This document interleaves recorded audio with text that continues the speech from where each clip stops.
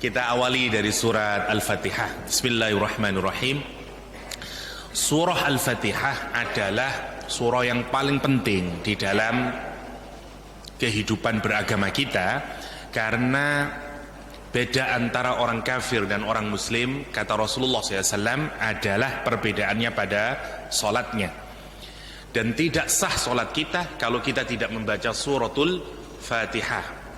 Karena itu pemahaman kita terhadap surah Al-Fatihah menjadi sangat penting, karena nanti berkaitan dengan kualitas solat kita sendiri. Semakin kita memahami surah Al-Fatihah, insya Allah harapannya semakin kualitas solat kita semakin baik. Semakin baik. Surah Al-Fatihah ini surat yang paling umum, tapi seringkali sesuatu yang sudah umum biasanya tidak kita fahami secara mendalam, karena dianggap sudah sesuatu yang sudah biasa. Karena itu kita ingin mengawali kajian kita ini dengan suratul Fatihah. Harapannya adalah selepas kajian ini kita bisa memaknai ayat per ayat dari 7 ayat yang diulang-ulang ini, kata Al-Quranul Karim, sebagai sab'ul mathani. Maknanya bisa lebih kita tadabburi dan kita dalami. Oke. Yang pertama, surah Al-Fatihah ini disebut dengan banyak nama oleh Al-Quranul Karim. Kalau ada surah yang namanya banyak, itu tandanya bahwa surah tersebut sangat penting dan maknanya sangat signifikan buat kehidupan kita. Samalah kayak begini, orang Amerika menamakan nasi, nggak banyak di sana, cuman rice saja. Tapi di Indonesia macam-macam, ya. Nasi goreng, nasi uduk, nasi soto, nasi rawon, nasi macam-macam. Karena sesuatu yang penting bagi satu kelompok, maka biasanya namanya banyak. Karena itu khomer di Australia dulu, sekarang saya tidak tahu ya, di bandara Australia dulu di Melbourne itu ada satu tembok, isinya adalah produk khomer di Australia. Saya ngitung itu sekitar 150 nama-nama khomer. Saya tidak tahu di sini ada berapa nama khomer, ya. Yang saya tahu sekarang mungkin arak, ya. Tidak tahu liannya, bir bintang katakanlah, tidak banyak. Kenapa? Karena tidak terlalu mainstream di Indonesia. Tidak banyak orang mabuk di Indonesia, ya. Tidak tiap hari orang mengkonsumsi alkohol. Berbeda dengan Australia misalnya, ya. Nah, ini menarik, sesuatu yang namanya banyak biasanya memang dia berkait kelindan dengan kehidupan masyarakat tersebut. Surah Al-Fatihah disebut Rasulullah nanti dan para ulama dengan banyak nama. Kita tidak akan membahas semuanya, ya, terlalu panjang. Kita lihat yang pertama, namanya Al-Fatihah. Artinya Fataha, membuka. Fatih, pembuka. Al-Fatihah surat yang akan membukakan kita kepada apa? Kepada seluruh makna Al-Quranul Karim, yang mengantarkan kita untuk mengenal isi Al-Quranul Karim, yang akan mengantarkan kita untuk mengenal 113 surat yang lain dari isi Al-Quranul Karim. Seakan-akan kalau kita ingin mengenal Al-Quranul Karim, pintu masuknya, gerbangnya itu Al-Fatihah. Karena itu menjadi absurd dan hampir kayak tidak mungkin orang memahami Al-Quran tanpa melewati Al-Fatihah. Karena itu Al-Fatihah disebut dengan Al-Fatihah yang pertama. Yang kedua, surah Al-Fatihah disebut dengan Ummul Quran atau Ummul Kitab. Artinya ibu, ibunya Al-Quranul Karim. Seakan-akan kalau Al-Quran itu ada 114 surat, 113 surat itu anaknya. Ibunya siapa? Al-Fatihah. Kenapa kok disebut ibu? Karena kalau mau kita mampatkan, Al-Quran itu sebenarnya isinya 3 saja. Satu, isinya berkenaan dengan akidah atau tauhid. Yang kedua, berkenaan dengan ibadah atau hukum-hukum. Yang ketiga, berkenaan dengan qasas atau kisah. Isinya Quran 3 itu aja sudah. Tauhid atau akidah, ibadah atau hukum-hukum. Yang ketiga, kisah. Mulai kisahnya para anbiya, kisahnya umat-umat terdahulu yang ditenggelamkan oleh Allah, dihancurkan oleh Allah, kisahnya Bani Israel, dan seterusnya dan seterusnya, ya. Jadi 3 ini aja.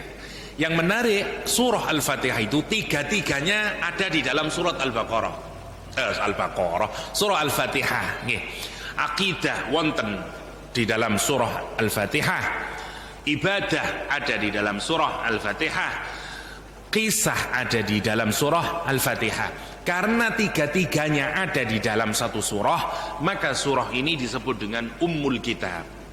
Karena seakan-akan karena dia merekam tiga bagian ini, ayat surat-surat selanjutnya itu seperti anaknya. Karena nanti misalnya surat Al-Ikhlas isinya cuma satu saja dari tiga bagian itu. Al-Ikhlas isinya tentang qasas, ya, ahkam atau ibadah atau tauhid atau akidah.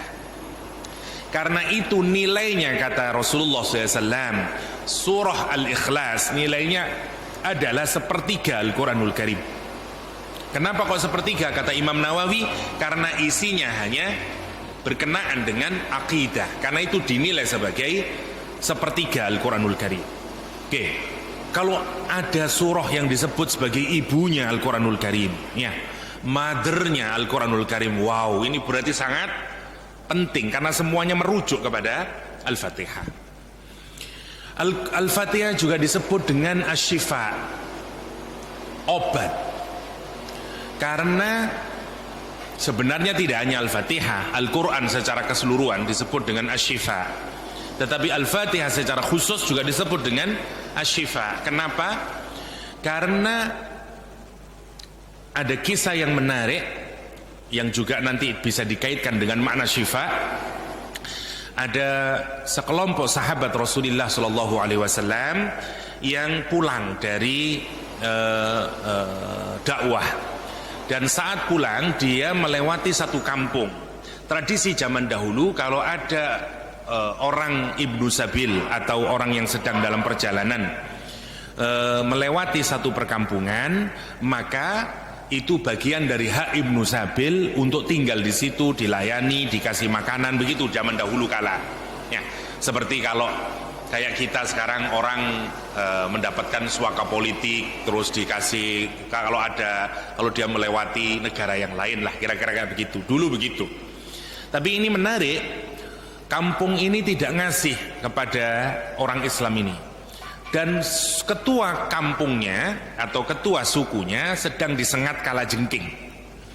Maka kemudian mereka bertanya kepada sahabat Rasulullah SAW ini, adakah di antara para sahabat yang bisa menyembuhkan orang yang tersengat kalajengking?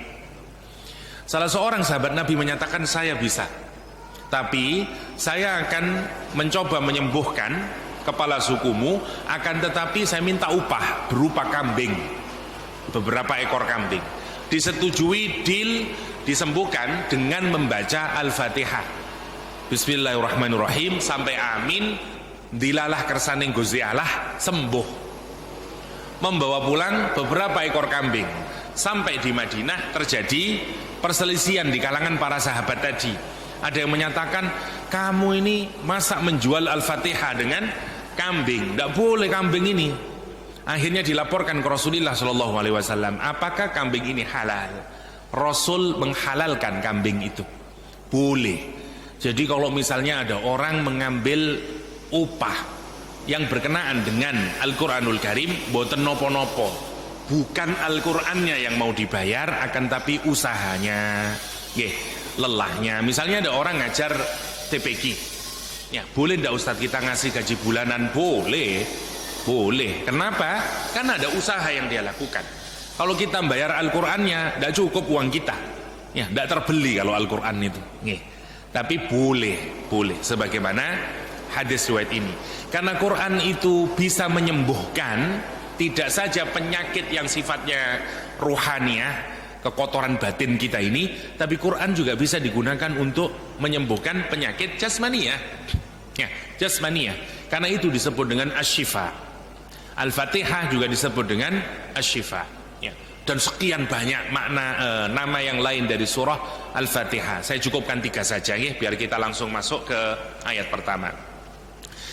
Surah Al-Fatihah terakhir disebut dengan sab'ul mathani, 7 ayat yang diulang-ulang. Karena itu surah Al-Fatihah jumlahnya harus 7. Meskipun nanti ada 2 cara menghitungnya. Yang pertama, yang menghitung tidak menggunakan bismillah. Alhamdulillahirabbil alamin, ayat pertama, alhamdulillahirabbil alamin, arrahmanirrahim, maliki yaumiddin, iyyaka na'budu wa iyyaka nasta'in, ihdinas siratal mustaqim. Yang keenam, siratal ladzina an'amta 'alaihim, itu 6. Tujuhnya ghairil maghdubi 'alaihim walad dhalin, ketujuh, tetap 7 hitungannya. Kalau yang mulai dari bismillah, hitungannya juga 7. Bismillahirrahmanirrahim, alhamdulillahirabbil alamin, arrahmanirrahim, maliki yaumiddin, iyyaka na'budu wa iyyaka nasta'in, ihdinas siratal mustaqim, siratal ladzina an'amta 'alaihim ghairil maghdubi 'alaihim waladdallin. Jadi semuanya 7. Jadi meskipun yang tidak baca bismillah tetap 7, yang baca bismillah tetap harus 7, bukan 8. Lek 8 salah jenengan. Karena surah Al-Fatihah, kata Al-Quran, hanya ada 7 ayat, sab'ul mathani. Imam Malik menyatakan bismillah bukan bagian dari Al-Fatihah. Jadi kalau Imam Malik yang memimpin sholat, ya, gurunya Imam Syafi'i, Imam Malik tidak pernah pakai bismillah. Alhamdulillahirabbil alamin, Imam Malik. Imam Syafi'i, bismillah bagian dari Al-Fatihah. Dan karena itu tidak sah sholat kalau tidak membaca bismillah menurut Imam Syafi'i. Karena itu wajib membaca bismillah. Bismillahirrahmanirrahim, alhamdulillah, Imam Syafi'i. Imam Ahmad bin Hambal dan Imam Hanafi menyatakan dia bukan bagian, tapi sunnah dibaca. Tapi bacanya harus pelan. Bismillahirrahmanirrahim, alhamdulillah, seperti di Mekah. Dia baca pelan, bismillahirrahmanirrahim, alhamdulillahirabbil alamin. Tiga-tiganya bener. Boten usah tukaran masalah niku. Tergantung pilihannya. Bagi yang tidak pakai bismillah, monggo, mungkin dia Maliki. Bagi yang bismillahnya disirrikan, silahkan. Bagi Syafi'i, bismillah harus keras. Di Indonesia kebanyakannya karena kita bermadzhab Syafi'i, bismillahnya keras. Ya, kalau masjidnya Muhammadiyah sekarang ini biasanya tidak pakai bismillah. Masjidnya yang kebanyakan banyak orang NU-nya biasanya menggunakan bismillah. Dua-duanya sama-sama benernya. Yang salah yang hitungnya 8. Nah itu baru yang salah. Mau pakai bismillah atau tidak pakai bismillah tetap 7. Dan tidak mengurangi keabsahan sholat. Ustadz, kenapa kok terjadi perbedaan Ustadz? Karena hadisnya memang begitu. Ada hadis yang menyatakan Rasulullah Shallallahu Alaihi Wasallam sholat dengan langsung, alhamdulillahirabbil alamin. Hadis yang lain menyatakan tidak, karena itu terjadi perbedaan di kalangan para ulama. Kita tidak akan membahas secara detail ya, tapi singkatnya itulah terjadi perbedaan. Oke, kita sekarang awali dari ayat yang pertama. Kita awali saja dari yang model Imam Syafi'i karena biar bismillahnya juga kena ya. Bismillahirrahmanirrahim. Dengan nama Allah yang maha pengasih lagi maha penyayang. Di dalam bahasa Arab ada yang disebut dengan jumlah, ada yang disebut dengan sibhul jumlah. Jumlah itu kalimat yang lengkap. Kalimat yang lengkap itu modelnya ada 2. Satu berupa kata kerja, yang kedua berupa kata benda. Contoh yang berupa kata kerja, saya makan nasi, lengkap itu. Makan bekerja berarti ya. Saya makan nasi, ada pelakunya, ada pekerjaannya, ada objeknya. Saya makan nasi, lengkap. Atau ada yang tidak punya kata kerja, misalnya air ini dingin, niku nggih lengkap. Karena kata benda ya, air ini dingin misalnya, itu juga lengkap. Kalau kalimat itu lengkap, maka kita bisa memahami air itu dingin. Iya paham saya Pak, bahwa air itu dingin. Saya makan nasi, oh saya mengerti, oh, sampean nasi yang dimakan. Tapi kalau saya bilang begini, di dalam mobil, faham jenengan? Di dalam mobil, maksudnya apa Pak Ustadz? Lah ngoten toh. Karena mboten lengkap. Karena mboten lengkap. Atau saya ulang lagi, ada kata misalnya dengan mobil yang sangat indah. lagi nyaman. Faham jenengan? Mboten faham, wonten nopo? Sekarang renungin surat pertama. Dengan nama Allah yang Maha Pengasih lagi Maha Penyayang. Faham jenengan? Nggak faham, kenapa? Nggak lengkap. Itu kan sama dengan saya bilang dengan mobil yang mewah dan nyaman. Mestinya jenengan takok, nopo Ustaz? Aku nyang pasar, gawe mobil nyaman. Kalimat lengkapnya itu, saya pergi ke pasar dengan mobil yang nyaman dan indah. Nah, ngoten toh? Cuman saya potong, saya pergi ke pasarnya saya hilangkan, tiba-tiba saya menyatakan dengan mobil yang indah dan menawan. Tidak bisa dipahami. Lihat ayat pertama ini. Dengan nama Allah yang Maha Pengasih lagi Maha Penyayang. Maksudnya opo itu? Nah, namanya yang kayak begini ini namanya sibhul jumlah, menyerupai saja jumlah. Bismillahirrahmanirrahim. Dia bukan kalimat. Kenapa? Meskipun panjang, Bismillahirrahmanirrahim, dia belum kalimat lengkap. Karena itu, kapan dia menjadi lengkap? Kalau ada kalimat sebelumnya atau ada kalimat sesudahnya. Karena itu di tafsir para ulama memberikan kalimat di awal atau kalimat di akhir. Misalnya, saya memulai pekerjaan dengan nama Allah yang Maha Pengasih lagi Maha Penyayang. Atau dengan nama Allah yang Maha Pengasih dan Penyayang saya memulai pekerjaan. Baru faham. Baru faham. Oke, sekarang kita lihat maknanya. Ustadz, kenapa kok tidak disebutkan kalimat yang di awalnya itu? Kenapa Allah kok tidak menyatakan di awal, misalnya saya memulai dengan nama Allah yang Maha Pengasih lagi Maha Penyayang, abtadi'u bismillahirrahmanirrahim misalnya, atau aqra'u misalnya, saya membaca dengan nama Allah yang Maha Pengasih Penyayang.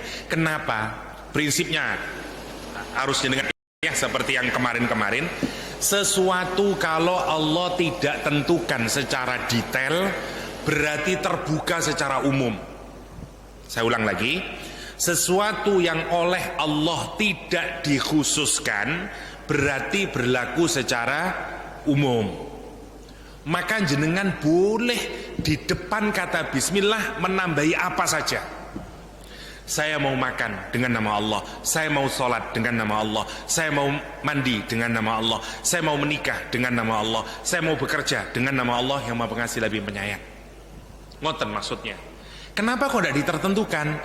Karena kita akan membaca bismillah itu dengan melakukan apa saja dan perbuatannya bisa berbeda-beda. Saya sekarang minum, saya ngomong bismillah. Sebenarnya saya ngomong apa? Saya meminum dengan nama Allah SWT. Jenengan yang ada di situ sedang menulis, jenengan menyatakan dalam hati, saya menulis dengan nama Allah SWT. Jenengan yang di pojokan sedang niat untuk mengaji taklim, jenengan berniat dengan nama Allah saya mengaji. Karena itu tidak dibatasi. Karena itu Allah Subhanahu wa taala, Rasulullah SAW mengingatkan di dalam hadis, kullu dzibalin, semua amal yang baik, lam yubda bi bismillah, yang tidak diawali dengan bismillahirrahmanirrahim, tidak diterima oleh Allah, terputus nanti di akhirat.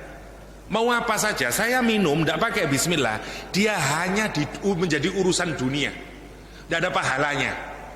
Menyehatkan saya, cuman ya sudah, kalau saya minum bismillahirrahmanirrahim, nanti ini akan ada manfaatnya di akhirat, karena dia nanti saya menikmati karunia-Nya Allah Subhanahu wa taala, dan itu ada pahalanya, ketemu nanti di akhirat. Dan seterusnya. Jenengan hadir di masjid taklim dengan nama Allah Subhanahu wa taala, maka dia akan terus sampai jenengan meninggal dunia, nanti akan ada di bukunya itu. Hadir masjid taklim dengan nama Allah. Tapi kalau tidak dengan nama Allah, fahuwa aqta, kata Rasulullah, terputus dia.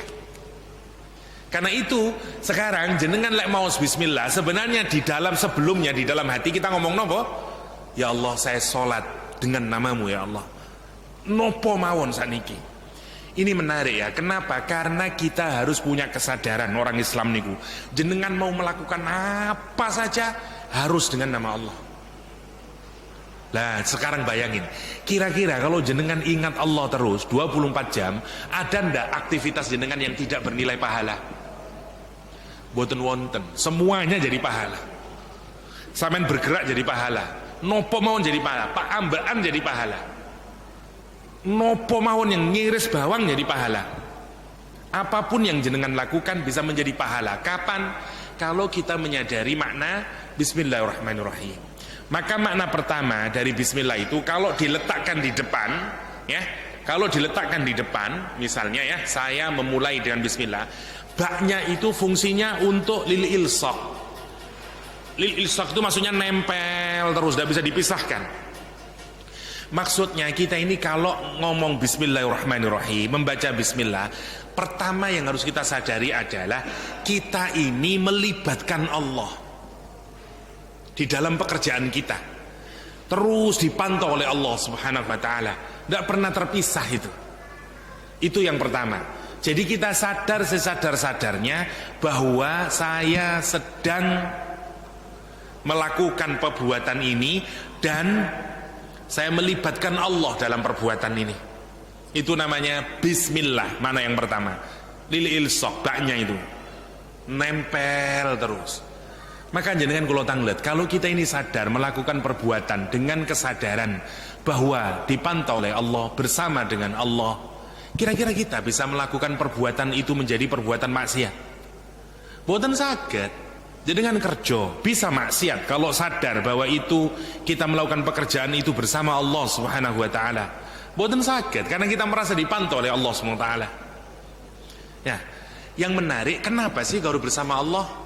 Karena kalau kita menyertakan pekerjaan itu dengan Allah, pekerjaannya menjadi barokah, perbuatannya menjadi barokah. Itu fungsinya. Di akhir surah Al-Waqi'ah, Al-Waqi'ah atau Rahman, Allah menyatakan tabarakasmu rabbika dzil jalali wal ikram, ya, penuh keberkahan namanya Allah Subhanahu wa Ta'ala yang memiliki keagungan dan kepemurahan. Nama Allah itu mengandung barokah. Kalau jenengan melakukan apapun kemudian menggandengkan dengan nama Allah, maka itu menjadi barokah.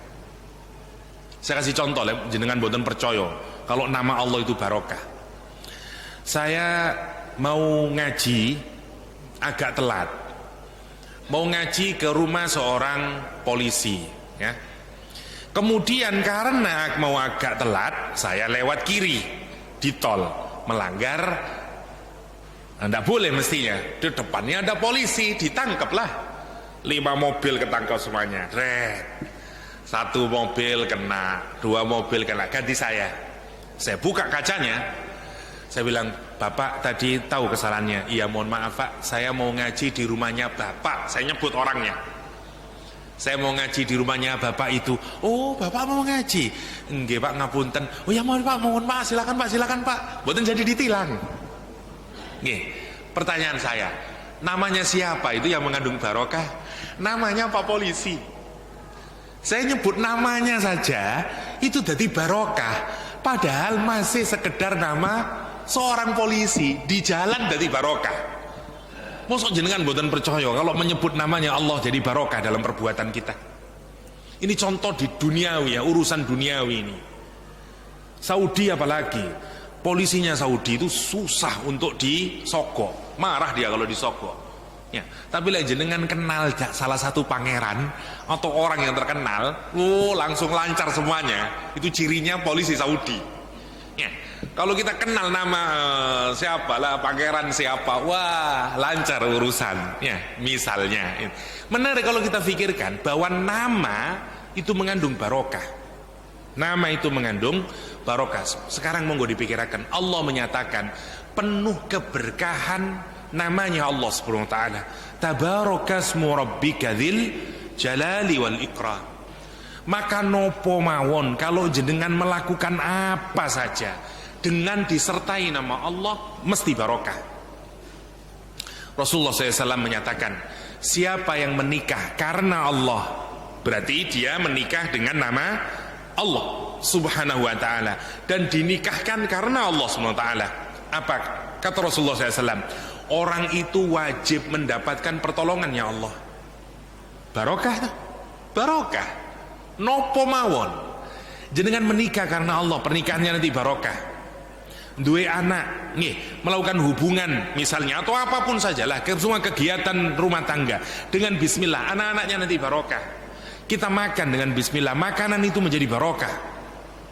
Apapun sajalah jadi barokah. Karena itu kenapa kita ngomong bismillah? Satu, karena kita ingin mendapatkan barokah, nomor satu. Nomor dua, kita ini bismillah kalau diletakin di depan, saya melakukan sesuatu dengan nama Allah SWT, maksudnya nomor dua adalah kita menjadikan Allah sebagai tujuan. Misalnya wonten Bu Fatimah jago bikin nasi goreng, tiap minggu dia bikinin nasi goreng untuk suaminya. Somehow kemudian Pak Jokowi mau ke Surabaya, dibilangin orang, Pak jenengan kerso dahar sego goreng, wonten sego goreng paling enak Pak, damelane Bu Fatimah. Oh ya wis, Pak Jokowi telepon Bu Fatimah, Bu Fat, nggih sinten niki? Jokowi misale, kula kepingin nedos nasi gorengnya jenengan, kula saged teng griyane jenengan isuk niki, monggo Pak Jokowi. Sekarang kula tanglet, Bu Fat biasa masak nasi goreng, tiap minggu dia bikin nasi goreng untuk keluarganya. Kulo tanglet, apakah kualitas nasi goreng yang dibikin Bu Fat untuk keluarganya akan sama dengan nasi goreng yang dibikin untuk Pak Jokowi? Insya Allah lebih sempurna yang untuk Pak Jokowi. Kenapa? Karena yang ini untuk suaminya, yang ini untuk Pak Jokowi. Jadi kualitas amal kita itu sebenarnya tergantung dari apa? Dari kepada siapa kita mau menunjukkan amal itu. Lek jenengan amalnya untuk Pak Jokowi, nasi goreng itu sempurna itu, ngiris bawangnya itu temenan itu. Nggih. Waduh iki Pak Jokowi berasnya sing demen ya. Wah, kene beras sing paling apik. Ngoten, semuanya menjadi terbaik. Sekarang monggo dipikiraken. Jenengan iku lek mau bismillahirrahmanirrahim, sebenarnya jenengan itu sekarang menyadarkan bahwa perbuatan saya ini saya lakukan untuk Allah SWT. Kok saged uang ngomong bismillah tapi acak-acakan pekerjaannya? Ini kan menarik dipikirkan. Kenapa kok saged boten serius? Karena boten nyadari kalau dia beramal itu sesungguhnya untuk Allah. Nggih, uang mau budal tekan umahe golek rezeki. Bismillahirrahmanirrahim. Kula niat golek rezeki. Mestinya dia sekarang bekerja bukan untuk bosnya. Bos itu nomor kesekian, saya kerja karena pangeran, maka saya akan melakukan yang terbaik meskipun gajiku tidak berubah. Aku tidak, karena kerjaanku itu adalah ibadah. Saya tidak semata-mata karena untuk cek dilem bosku, enggak. Bosku itu nomor ketiga, mungkin nomor keempat, nomor satu saya karena Allah SWT. Maka jenengan tetap kerjaannya akan menjadi bagus. Menarik.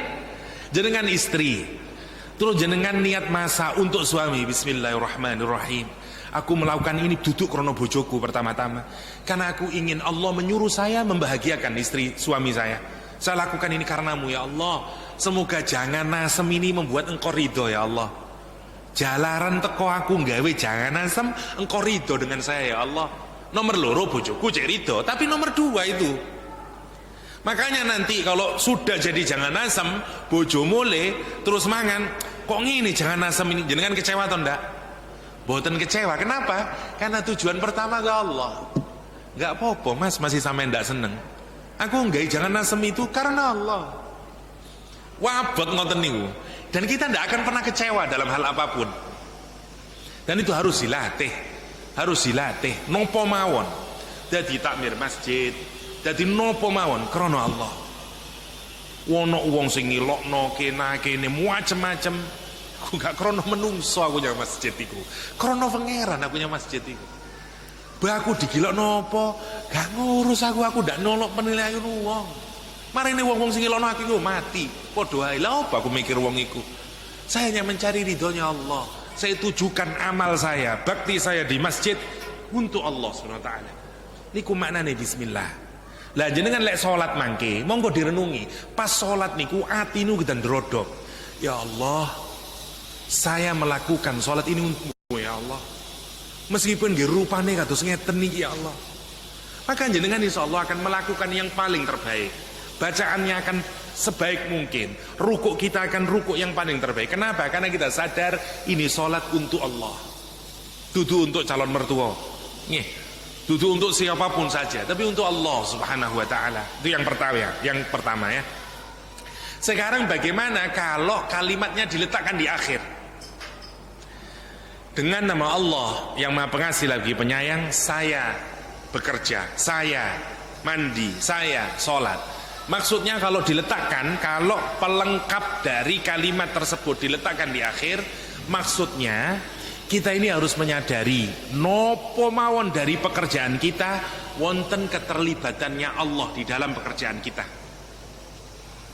Dan itu harus kita sadari. Seperti yang kemarin saya contohkan, jenengan kalau bekerja sadar ndak kalau sebenarnya pekerjaan itu sekian persen dibantu oleh Allah Subhanahu wa taala. Itu yang harus kita sadari. Menariknya kita ini seringkali nggak sadar. Kenapa? Karena pekerjaan itu semakin kita ini serasa menguasai, kita ndak sadar akan bantuan Allah Subhanahu wa taala. Terutama pekerjaan-pekerjaan yang modern, pekerjaan profesi. Saya kasih contoh untuk mengingatkan kembali. Orang jual nasi goreng keluar dari rumahnya ba'da asar, bilang sama istrinya, "Dek, aku tak budal dhisik yo. Sing akeh selawat Mas, muga-muga gangsar rezekine." "Iya Dek, dongakno yo. Bismillahirrahmanirrahim." Ingat Allah dia. Terus 10 meter ndak ada orang manggil, 20 meter ada satu rumah manggil, "Cak, sego goreng." Hatinya kerentek, alhamdulillah, matur nuwun ya Allah. Goreng sego iku atine sik nyambung yang pangeran. Dur, alhamdulillah anakku iso mangan mari ngene iki oleh dhuwit. Terus sekarang bayangin, budal asar mulai jam 12 bengi. 100 piring nasi goreng. Berarti kinten-kinten pirang Al-Fatihah, pirang alhamdulillah 100 kali alhamdulillah itu. Dan pulang dia sadar. Sadar nopo? Sadar kalau hasil uang yang dia dapatkan pemberian Allah Subhanahu wa taala. Mulai ngomong teng bojone napa, "Dek, iki rezekine Mas dino iki. Ayo disyukuri, ayo alhamdulillah Mas." Ngoten. Saya bandingin kali kula. Pun nggawe contoh wong liya, kula mawon nah contone. PNS budal jam 7 ngajar. Nggak tahu, nggak sadar kalau ada bantuan Allah. Wajar istirahat sebentar, saya ngombe teh lah, ngombe teh. Marunuk mur datang lagi kelas lagi, Zuhur sholat, mari sholat ngajar lagi, mulai jam 4. Kesel turu, waduh kesel kabeh aku turu. Tres 1 bulan. Gaji masuk ke rekening, ting. Gaji masuk ke rekening loh. Sampai 1 bulan wonten alhamdulillah. Kenapa? Ya, kerjaan saya itu Ustaz. Saya dari jam 8 sampai jam 4 nggak ada alhamdulillahnya. Kulo tanglet janjane ngoten niku. Ada ndak keterlibatan Allah dalam pekerjaan saya? Kuata. Tapi mboten disadari. Kenapa? Karena kita merasa semua itu saya mengerjakan. Aku sing lungguh ning ngarepe komputer, aku sing ngetik. Ya, kenapa? Seakan-akan kita tidak sadar ada bantuan Allah Subhanahu wa taala. Sing ngei napas sapa? Sing membuat kamu tetap bisa ambaan sapa? Sing ndak ngonsletno utekmu sehingga tetap bisa ngajar sapa? Kita tidak sadar semuanya itu. Yang membuat omongan tetap lancar siapa? Dan seterusnya dan seterusnya. Jadi kalah. Masya Allah, kalau dipikirin, tukang sego goreng sadar sesadar-sadarnya rizkinya minallah. Dosen PNS nggak sadar rezeki ini tekan pangeran. Karena dia tidak menyangka dari Allah. Begitu dimintai sedekah untuk Allah, medit. Kenapa? Aku kerja, kesel aku keringetan. Orang yang dagang gampang ngasih. Kenapa? Dia sadar rezeki tekan pangeran, kok pangeran sing ganti. Karena itu monggo diteliti lah menurut kula, insyaallah wong sing dagang luwih gampang lek ngetono duit timbang wong sing profesional nih. Wong profesional itu kan. Ya. Insyaallah kula rada bener lek masalah niku. Jenengan tontoki mawon lah. Wong lek bis tekan dagang utawa pertanian, utawa nelayan, ngoten-ngoten lah. Sing pekerjaannya itu kaitannya ke Allah agak terasa. Biasanya rada enteng ngedalaken dhuwit niku. Wong mayangan, pesisir pantai, gampang sedekah. Tapi lek wong-wong pegawai rada abot. Biasa nih karena merasa kula kerja kabeh kesel. Napa maneh lek sing saklek? Karena orang yang dagang itu rezekinya fluktuatif. Dia makin sadar kalau rezeki dari Allah. Dino iki entuk 50.000, men entuk 150.000, men ben maneh entuk 200.000. Pegawai negeri tetep mawon ngenteni Jokowi mundakno baru mundak. Makin ndak terasa kalau ada campur tangan Allah. Mana Ustaz? Gak ada campur tangan Allah itu. Sudah fix setiap bulan. Masya Allah. Padahal boten. Karena kita menganggap rezeki itu hanya urusan duit. Nah monggo. Jadi kalau kita ngomong bismillah niku, apa yang harus ada di kisaran kita? Bahwa dalam semua pekerjaan kita wonten keterlibatannya Allah Subhanahu wa taala. Karena itu lihat, simak doanya Fatimah, putrinya Rasulullah sallallahu alaihi wasallam, diajari Gusti Kanjeng Nabi Muhammad sallallahu alaihi wasallam. Ya, napa doane? Ya Hayyu ya Qayyum bi rahmatika astaghis aslih li sya'ni kullah wa la takilni ila nafsi tarfata ain. Fatimah niku tangani melepuh. Sampai sebagian riwayat menuturkan metu getene. Karena dia buruh penggiling gandum. Putri nih Kanjeng Nabi miskin. Bayangkan miskin Fatimah niku. Keranten apa bojone nggih miskin. Ali niku miskin, la Utsman soge. Nggih. Ruqayyah kali Ummu Kulsum, putri nih Kanjeng Nabi soge lah nih, wong Utsman soge. Ali pinter tapi miskin. Jangan tanya hebat ibadahnya, hebat ilmunya. Ali bin Abi Thalib, oh mboten wonten sing ngungguli. Kelemahannya satu, miskin Ali bin Abi Thalib nih. Lain jenengan kinten-kinten dipek mantu wong ngoten niku. Walim nggih, tapi miskin dipek mantu teng Kanjeng Nabi ngoten niku. Masyaallah. Dan diberikan putrinya yang paling terbaik, Fatimah Az-Zahra. Masya Allah ya. Masya Allah. Dan itu putri Rasulullah yang paling terbaik, Fatimah. Menikah dengan Ali susah. Wong Ali itu rezekinya setiap 1 hari sekali.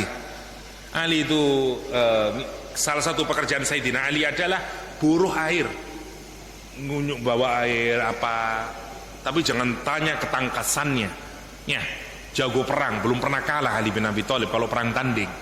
Tapi sederhana sekali hidupnya itu. Giling sampai kesel tangannya melepuh mendengar kabar Rasulullah nggak ada tawanan, ya budak. Cobalah mintalah sama Rasulullah kali kita dikasih budak untuk meringankan kita. Rasul mengganti dikasih doa ini.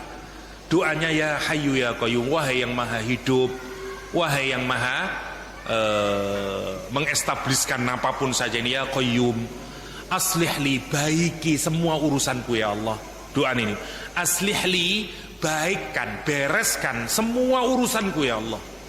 Wala takilni ila nafsi, dan jangan serahkan aku untuk mengurusi masalah. Kalau aku punya masalah, jangan biarkan aku sendiri yang ngurusi masalah itu. Dan engkau meninggalkanku ya Allah, meskipun hanya sekejip mata, sekedap mata, blink of eyes, ting ngoten tadi, tarfata ain itu sekedip mata, sekedip mata. Doa niku pun jenengan. Kita ini seringkali lek ngelakukan apa pun ndak ingat Allah. Koyok katanya tak kerjaan dewe. Fatimah boten diajar Rasulullah. Dia minta memelas kepada Allah. Kalau saya punya masalah ya Allah, jangan engkau tinggalkan aku ya Allah. Terus engkau biarkan aku menyelesaikan urusanku sendiri. Meskipun itu hanya sekejap mata. Nggak mau. Kenapa? Celaka kalau kita ini tidak ditulungin Allah, nggak ada keberkahan di dalamnya, nggak ada manfaatnya di dalamnya.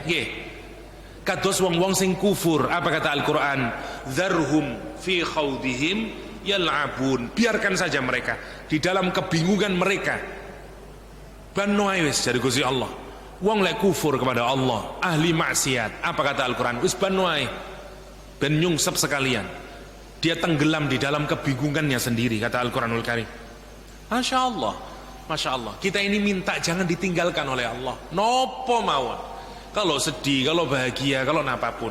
Kapan itu kita punya perasaan gitu? Saat kita membaca Bismillahirrahmanirrahim. Jadi saya ulang, saat kita ngomong Bismillahirrahmanirrahim, satu yang harus ada kesadaran kita. Satu, kita merasa bahwa dengan Bismillah kita kepingin mendapatkan keberkahan. Kenapa? Karena kita menyandarkan kepada Allah SWT. Yang kedua, kita sadar sesadar-sadarnya bahwa kita melakukan apapun saja untuk Allah Subhanahu wa Ta'ala. Yang ketiga, dengan Bismillah kita menyadari bahwa dalam perbuatan apapun itu ada keterlibatannya Allah Subhanahu wa Ta'ala. Karena itu kita tidak berhenti-henti untuk bersyukur kepada Allah Subhanahu wa Ta'ala. Oke, Bismillah dengan nama Allah Subhanahu wa Ta'ala. Ismun itu sebenarnya dari kata sumuwun. Sumu artinya tinggi. Karena itu langit disebut dengan sama, dari kata sama, dari kata ismun. Langit yang tinggi itu disebut dengan sama. Kenapa nama disebut ismun? Karena nama itu sebenarnya ditujukan untuk meninggikan seseorang. Nggih, jenengan nek mboten dihormati wong ndak disebut namanya. Gendut, mboten disebut namanya. Kurus, jerangkong misalnya, nggih, Masya Allah, ndak disebut namanya. Orang itu kalau disebut namanya berarti dia sedang dihormati, ditinggikan. Wahai Ahmad, ya Ahmad, hei Ali, ya, kita menyebut begitu karena kita mau, karena nama dibikin oleh orang tuanya untuk menghormati anaknya. Mboten wonten wong tuwa njenengno anak cek anake blesep. Ya, ada sih satu komunitas yang ngoten, nggih, eling ngopo anake dinamain seperti itu, ya. Tapi sebenarnya itu tidak tepat. Dalam Islam itu kita harus memberikan nama, dan nama itu harus merupakan kebaikan. Mboten nangsal jenengno arek niku sing mboten bener. Ndak harus Arab. Nabi itu ndak pernah mengganti nama kalaupun namanya bukan Arab. Sing penting apik. Ibrahim duduk bahasa Arab, Musa duduk bahasa Arab, Salman duduk bahasa Arab, Suhaib duduk bahasa Arab. Mboten napa-napa jeneng mboten Arab niku. Sing penting maknane sae. Sing penting maknane sae. Tapi wong Jawa jaman biyen wonten jeneng sing mboten sae, ribut misalnya. Krana biyen pas lahir pas ribut. Nggih, anake yang bojone wani anake lahir dino ribut. Nah, jane ngoten mboten sae, diganti anake. Tapi wis ya napa Ustaz pun mantun ya. SP teng napa namine ijazah kabeh. Jadi boleh. Ya diganti aja, tidak ribut ya. Wonten kata niku ya. Kalau rebut mungkin masih lumayan lah, tapi ribut nopo maneh jenenge wong Jawa sing, kalau orang Batak malah antik nih. Dia ingat apa ya itulah ya yang dia apa namanya kasih nama. Karena itu antik-antik, ada yang gunting lah macem-macem kalau orang Batak. Saya lagi di Islam, boten nopo-nopo kita ngasih nama apapun asalkan maknanya baik, maknanya baik. Ya, nopo mawon Soeharto, saya namanya. Soekarno misalnya, bagus namanya, ndak apa-apa. Ya, apalah misalnya. Cak Nun malah antik kalau ngasih nama anaknya ya. Sabrang Mowo Damar Panuluh, anaknya. Leto itu namanya Sabrang Mowo Damar Panuluh. Wah, yang mboten napa-napa, yang penting maknanya saya. Yang penting maknanya saya. Jenengan gawe bahasa Inggris, nggih basa Jawa, nggih bahasa Latin, nggak apa-apa. Nah, sekarang ini wonten tren menarik, orang ngasih nama sing penting krungune apik. Maknane nggak jelas. Niku tren, terutama pasangan-pasangan muda. Niku jenengan sebagai orang tua kedah ngelingaken. Oh, bot maknane kunde. Anak sekarang nganti-nganti kula mboten ngertos ya mugi-mugi maknane sae. Tapi aneh-aneh lah jeneng anak itu Rafael Alistasop. Opo maknane nggih. Krana krungune iku modern. Pun ngoten lek jenengno nama itu. Jangan hanya kedengarannya aja yang modern, tapi maknanya harus bagus. Anak sekarang itu dicampur-campur, wopo jenenge. Karena nama itu juga bagian dari doa. Lihat, Allah punya nama dan kita disuruh berdoa dengan memanggil namanya Allah. Ya, walillahil asmaul husna fad'u biha. Allah itu punya nama-nama yang tinggi, yang mulia, dan kita suruh berdoa dengan memanggil namanya Allah. Nama itu penuh keberkahan. Karena itu nama Allah juga dilukiskan dalam Al-Quran sebagai nama yang Masya Allah, menarik, Al-Ali, Al-Hakim, ya, dan seterusnya. Bismillah, dari seluruh namanya Allah SWT. Sekarang kalau tanglet Ustadz, kalau kita ini disuruh berdoa memanggil namanya Allah, itu mestinya yang sesuai. Jenengan kepin jaluk rezeki, manggil nama Allah ya Razzaq. Jenengan kepin dapat anugerah, manggil Allah ya Wahhab. Jenengan kepingin dicintai, manggil Allah ya Wadud. Jenengan kepingin dapat pertolongan, manggil Allah dengan ya Nasir. Kepingin hati ini lembut, boten gunda gulana, tentrem batin, ya Latif, ya Latif, ya Latif. Kepingin kita ini punya permintaan didengar oleh Allah, ada kesulitan dilihat oleh Allah, ya Sami' ya Basir, ya Sami' ya Basir, ya Sami' ya Basir. Nama-nama Allah itu silakan digunakan. Jenengan keweden, aduh ya apa yang kok iki apa, ya Qawi, ya Qawi, ya Aziz, ya Qawi, ya Aziz, boleh. Ya Allah yang maha kuat, ya Allah yang maha perkasa, kuatkan saya ya Allah, boleh, bagus. Tapi kalau kita mau memanggil nama Allah satu tapi meliputi semuanya, nama mana yang kita pilih? Allah. Jadi lek sampean nyelu Allah, manggil Allah, berarti jenengan juga sudah memanggil semua asma Allah yang lain.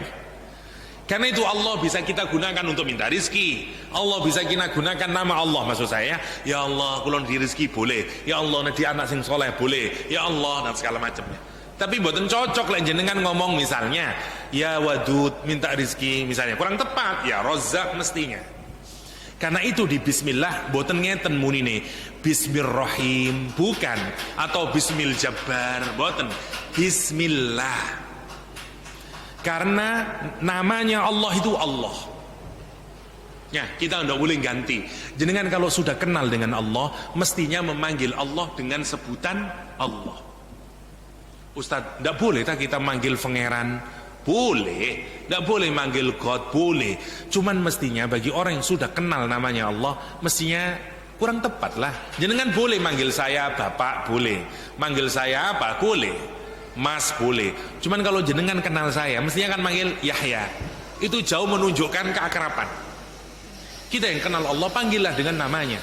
Allahumma ya Allah. Ya, Allah. Yaitu Allah itu menarik ya. Allah itu ada yang menyatakan para ulama, kata Allah itu tidak berasal dari kata apapun. Allah ya Allah. Karena itu lafal Allah di dalam bahasa Arab tidak ada jamaknya. Menarik ya.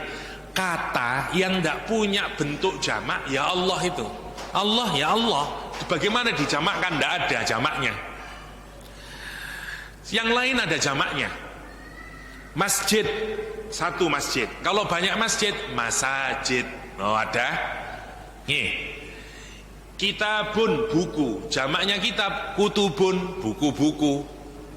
Ada jamaknya. Rojulun, orang laki-laki. Kalau banyak orang laki-laki, rijalun. Loh ada. Semua ada. Tapi Allah, apa jamaknya? Tidak ada. Masya Allah. Karena Allah itu unik. Tuhan yang lain semuanya ada jamaknya. Tuhan ada jamaknya? Ada. Banyak Tuhan. God dalam bahasa Inggris ada jamaknya, tinggal dikasih S belakangnya. Gods. Sudah jadi Tuhan-Tuhan. Semuanya ada. Ya. Tapi Allah nggak punya jamak. Yang pertama, ada juga yang menyatakan Allah itu dari asal kata. Yang pertama asal kata dari kata alaha atau aliha, maknanya yang ditaati, yang ditaati, yang disembah. Karena itu kalau kita ngomong Allah, menyebut nama Allah, mestinya kita menunjukkan bahwa kita ini sedang mentaati atau menyembah Allah SWT. Ada yang menyatakan Allah dari kata walaha. Walah itu puncak dari cinta. Jadi sebenarnya kita ini mau tidak mau, hati kita itu mesti akan mencintai Allah. Karena Allah itu secara nama memang sesuatu yang kita cintai. Jenengan nek mikiraken, dipikir sing jero temenan, janjane hati kita itu mencari Allah. Cuman sik kesandet, nopo kesandet niku sih, masih tertambat. Misalnya kalau tanglet, nopo sih jenengan niku kok seneng barang yang indah? Mawar indah, mobil indah, perempuan indah, atau apalah? Kenapa kok suka yang indah? Karena sebenarnya jenengan itu menyukai yang maha indah, yaitu Allah SWT. Cuman belum tutuk ke sana karena masih tertambat di bunga mawar, tertambat di Fatimah, tertambat di mall, tertambat di sepatu, ngoten, tertambat di mobil. Tapi kalau tanglet, apakah kecintaan kita kepada sesuatu yang kita anggap indah niku berhenti?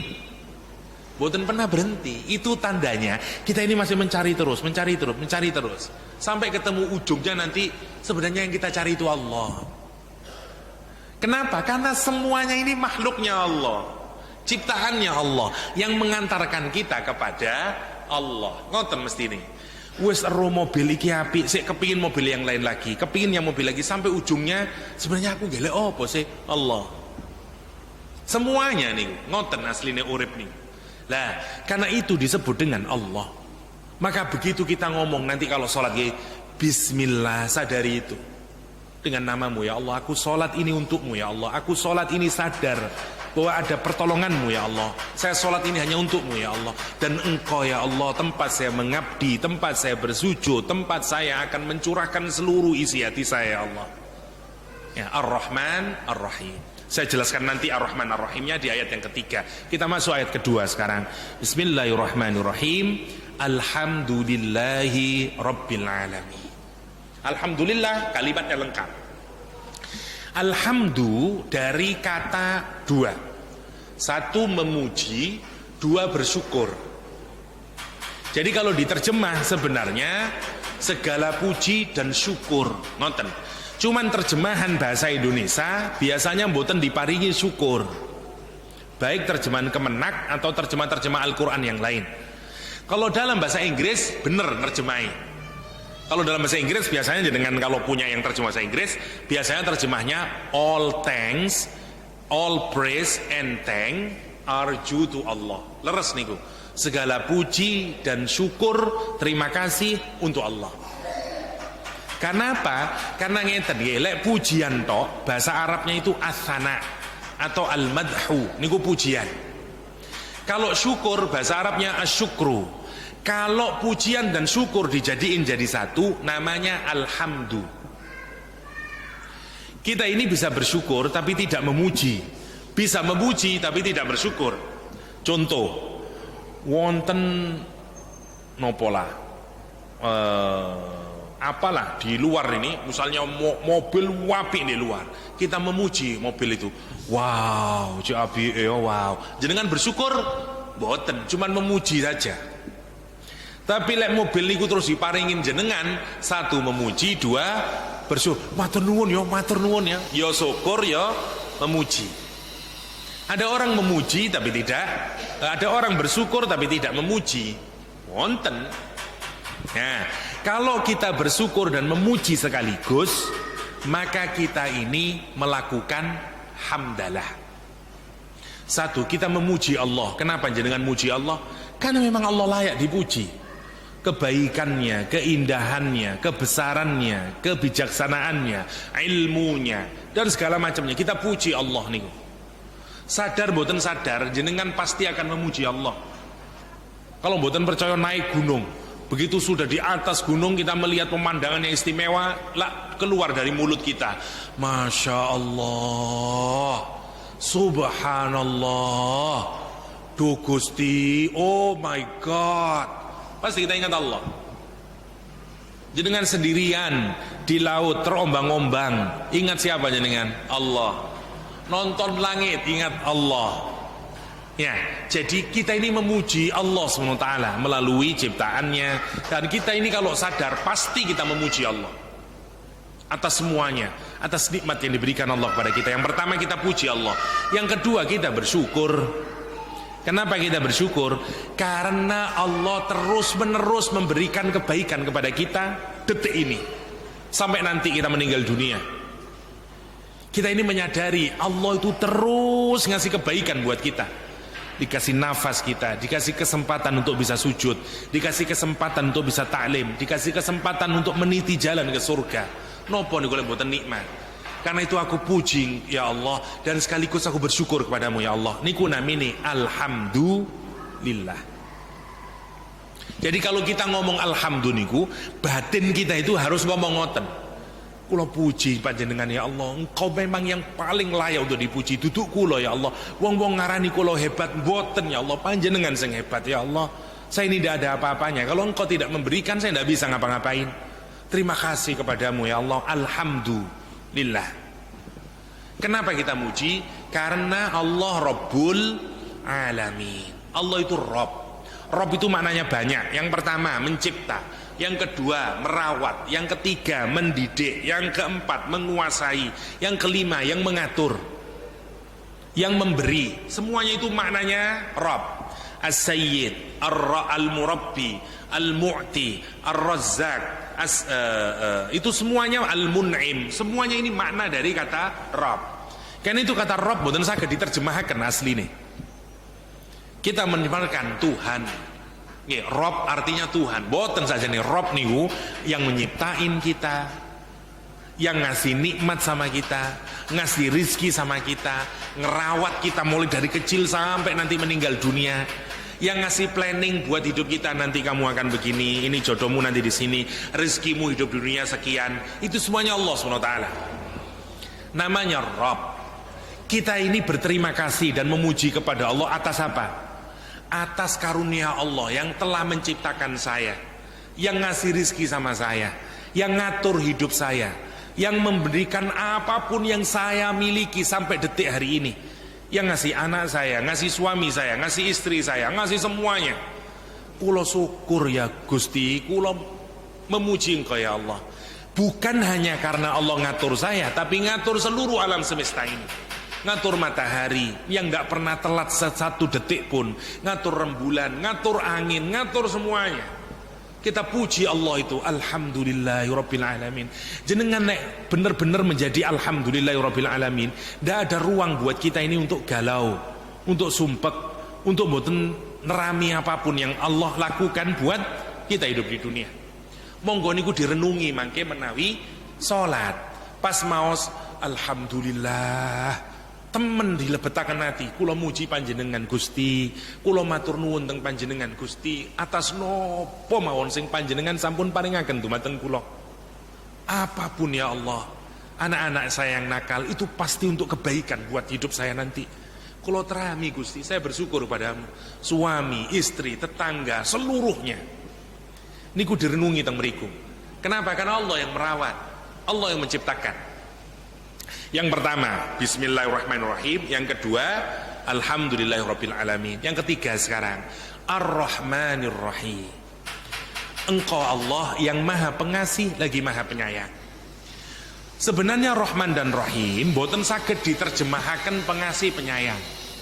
Karena pengasih dan penyayang maknanya sama mawon. Nggih. Pengasih sama menyayangi ini napa bedane? Lah susah toh. Saya sayang kamu. Saya engkau kekasihku, engkau sayangku. Lah padha mawon to iku asline. Bedanya ada di mana? Sebenarnya mboten ngoten maknane niku. Ini kesusahan kita menerjemahkan. Kalau kepingin tahu, Rahman Rahim itu berasal dari kata yang sama, yaitu dari kata rahmatun. Rahmatun dari kata rahim, rahim ibu niku. Jadi kalau kepingin tahu apa yang dimaksud kasih sayangnya Allah, caranya paling mudah, lihatlah kepada rahim kita. Jadi kan tinggali saat ini rahim ibu nih. Waktu ibu mengandung, kulo tanglet yang pertama, ibu sudah memberikan kasih sayang enggak sama janinnya? Sudah. Tahu janinnya kalau dia dikasih sayangi? Enggak tahu. Ibu senengane sambel, enggak wis enggak mangan sambel, hamil aku. Terus ngerawat, hati-hati, turu di hati-hati, gerak di hati-hati, semuanya demi siapa? Demi janinnya. Nggih, niki pun 3 bulan lebih niki. Nggih. Ya misale, demi janinnya. Satu sifat Allah niku. Allah nyayangin kita, ngerawat kita hatta kita nggak tahu. Jenengan terus protes, ya Allah, kenapa engkau begini itu? Kita ini tidak sadar, seperti janin yang nggak sadar. Padahal Allah itu ngerawat kita, ngasih kita hanya aja yang nggak tahu. Seperti janin yang nggak tahu, nomor satu. Yang kedua, janin itu pekerjaannya apa sih dalam perut itu? Nyusah notok di sini. Makin besar, makin capek semuanya, punggung makin berat, tidur wis susah, buat wabe. Muntah-muntah lah, pusing-pusing, sikil, jarem kabeh, segala macam lah. Saya tanya, ibu ada yang ngersuloh? Boten. Dia semua beban yang diberikan oleh si janin itu, yang nyusahin terus, bahkan nendang-nendang, ibu balas dengan alhamdulillah. Makan nendang-nendang, ibu gembira. Masya Allah, disakitin ibu gembira. Loh, mas mulai nendang. Sakit pun dia menikmati itu semuanya. Kita ini berbuat apa sama Allah? Durhaka sama Allah, maksiat sama Allah, marahin Allah, suudzon sama Allah. Allah itu tetap ngerawat kita, tetap dikasih nafas kita, tetap dikasih rizki buat kita. Allah tunggu, sabar Allah. Tobat tole, tobat tonduk, terus ngoten niku. Itu kasih sayang Allah. Sampai jenengan ngelahirkan anaknya, saya tanya, ada kasih sayangnya ibu yang berkurang? Boten wonten. Sampai dekne duwe anak niku lho. Wong tua sik tetep sayang. Putune saiki sing dirawat. Sampai anaknya mati niku, wong tua anake wis sampai tua, sik wong tuane tetep nyayangi mawon. Ibu itu kalau punya satu piring nasi, dia ndak makan, mending anaknya yang makan. Itu contoh cinta rahim yang digambarkan Al-Quran. Jenengan nek memahami Gusti Allah itu jauh dari kasih sayangnya seorang ibu. Karena itu Allah tidak disebut rahim, tapi disebut Rahman dan Rahim. Dia super duper pengasih dan penyayang. Dan kita mengemis kepada Allah yang Rahman dan Rahim itu. Rumusnya di dalam Al-Quran, kalau hurufnya lebih banyak, maknanya lebih banyak. Rahman hurufnya 5, Ro, Ha, Mim, Alif, Nun, 5. Rahim hurufnya 4, Ro, Ha, Ya, Mim. Maka maknanya mana yang lebih luas? Yang Rahman. Rahman itu Allah nyayangi siapapun saja. Mau kafir, mau non muslim, mau tidak pernah wudhu, mau siapapun saja, sepanjang dia makhluknya Allah, Allah sayangi. Allah sayangi. Niku namanya Rahman. Jenengan lek tanglet nopo Ustaz nggih? Tangga kula niku mboten nate ibadah Ustaz. Wudhu mawon mboten. Tapi kok lancar rezekinya? Karena Allah Rahman. Sepanjang dia berusaha mencari rezeki, Allah kasih. Ya, meskipun dia kufur kepada Allah. Karena Allah Rahman. Ekstrim kasih sayangnya Allah nih, nomor 1. Tapi hanya diletakkan di dunia ekstrim kasih sayangnya Allah. Sementara saja, cuman ada di dunia. Rahim, kasih sayang Allah yang selama-lamanya, tapi tidak diletakkan di dunia ini. Di mana? Di akhirat nanti. Tidak untuk semua orang, hanya untuk hambanya yang beriman. Karena itu kita sebut nama Allah dua-duanya. Kasih sayang Allah yang selama-lamanya nanti di akhirat, yang hanya diberikan kepada orang yang beriman. Dan kasih sayang Allah di dunia ini, yang meliputi apapun saja. Ya, dan itulah sifatnya Allah, Rahman, Rahim. Demikian penuturannya Ibnu Abbas ketika menjelaskan perbedaan antara Rahman dan Rahim. Jenengan sekarang pirsani. Di ayat pertama, Bismillahirrahmanirrahim, kita menyebut sifat-sifat Allah yang baik. Gini mboten? Yang Rahman, yang Rahim. Alhamdulillahirabbil alamin. Kita menyebut lagi-lagi sifat Allah ingkang sae. Karena itu kita puji sifat Allah yang merawat. Ayat yang ketiga, Ar-Rahman Ar-Rahim, masih tentang sifat Allah ingkang sae. Jenengan kalau mengenal Allah dari sing sae-sae tok, menyayangi, merawat, mengampuni, ngasih nikmat, kira-kira jenengan yang muncul di hati ini nopo perasaan pada Allah SWT? Sayang, nggih. Harapan menjadi sangat kuat, cinta kepada Allah, tentrem bersama Allah, niku perasaannya. Maka kalau kita baca suratul Fatihah 3 ayat pertama ini, perasaan kita harus ngoten. Jenengan nek mau bismillahirrahmanirrahim teng panjenengan ya Allah, alhamdulillahirabbil alamin. Segala puji untukmu ya Allah. Syukur ya Allah. Lek serung saged syukur nangis hati. Enggak ya Allah, kula ngaku kurang terus, padahal kurang nopo sih ya Allah. Engkau terus nyayangin saya, terus ngerawat saya. Al-Rahmanur Rahim, Engkau yang Maha Pengasih, Maha Penyayang ya Allah. Watek kula mawon sing rakus terus jaluk terus ya Allah. Ar-Rahman Ar-Rahim. Sekarang perhatikan. 1, 2, 3 ini adalah cara kita mengenal Allah dari sifatnya yang positif, yang indah, yang cantik. Kalau kita mengenal Allah hanya melalui sifatnya yang ada di surat Al-Fatihah ayat 1, 2, dan 3, maka kalau diterus-teruskan kita bisa kata orang Jawa, dikai ati njaluk rempeloh, ngelunjak mangke. Allah, pangeran itu lak pengasih penyayang. Gak popo. Bahaya niku, bahaya. Kayak agama sebelah yang terlalu yakin dengan sifat kebaikannya Tuhan, sehingga merasa alah masih maksiat sing penting mari ngono wis ngaku wae wis toh. Mari ngono pasti oleh Tuhan pasti diterima dan pasti masuk surga udah. Kenapa? Karena dia mengenal Allah hanya dari sifat yang indah-indah toh. Karena itu di ayat keempat kita dikenalkan dengan sifat Allah yang lain, yang berbeda dengan 1, 2, 3. Sekarang sifat Allah yang lain yaitu Malik. Yang kita kalau mendengar kata Malik kita ketakutan mestinya sekarang. Jadi ngoten 1, 2, 3 muncul roja, muncul harapan, muncul cinta, muncul mahabbah kepada Allah. Ayat keempat muncul khauf, muncul takut kepada Allah SWT. Kenapa?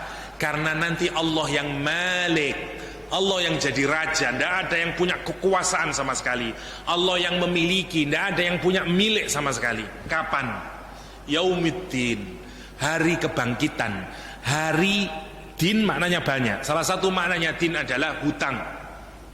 Kita di dunia ini jangan dikira kita ini nyantai-nyantai. Semua nikmat yang diberikan oleh Allah, hatta ma'ul barid, sampai air minum yang kita minum ini, semua nanti akan dipertanggungjawabkan di hadapan Allah. Semua rizki yang kita dapatkan, semua makanan yang kita makan, anak, istri, semuanya nanti dipertanggungjawabkan di hadapan Allah SWT. Dan yang paling menakutkan itu adalah kalau utang itu seneng. Kapan sumpeke? Waktu nyaur sumpeke. Waktu nyaur itu bahasa Arabnya din. Yaumuddin, hari kita payback, hari kita nyaur. Nanti kita ditanyain oleh Allah, nyandi ayo biyen gawe apa awakmu? Rasulullah SAW bersama, la yuzalu qadama abdin, la yuzalu qadama abdin, yazulu qadama abdin, tidak bergerak ya kaki seorang hamba hatta yus'alu an arba, sampai dia ditanya tentang 4 hal. Nanti di Shiratal Mustaqim orang itu tidak bergerak kakinya sampai dia ditanya 4 hal. Dari tubuhnya, bagaimana dia menggunakan tubuhnya ini, jasad kita ini bukan milik kita. Karena itu kita tidak bisa ngontrol. Kon saya ini tok ya, ojo tuwa, saya ini tok, tidak bisa. Ini bukan milik kita. Nanti ditanyain oleh Allah, digawe apa kon duwe awak itu? Buat apa? Nanti semua dipertanyakan. Yang kedua ilmu, ditanyain nanti. Buat apa ilmumu? Yang ketiga, harta kita juga ditanyain oleh Allah SWT. Dari mana kamu dapatin? Dan kamu belanjakan untuk apa itu? Semuanya ditanyain oleh Allah SWT. Dan kapan itu ditanyain? Di hari kiamat. Jenengan boten gemeter lek ngoten. Terus ya apa Ustaz? Berhadapan dengan Allah, enggak ada yang membela kita. Mulut kita dikunci. Tangan kita sing ngomong, "Iya aku biyen iku gawe ngelempar dorong wong." Mulutnya ngomong, "Iya aku biyen ngerasani, aku semuanya."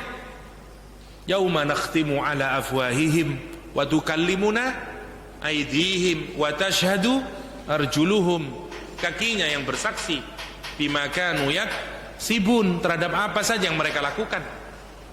Bahkan bingung nanti orang di kiamat, kulitnya ini ngomong, kulit ini terus bertanya, lima antakan Allah, kenapa kamu bisa ngomong? Kulit orang yang sendiri ngomong, Karena Allah yang menyuruh saya ngomong.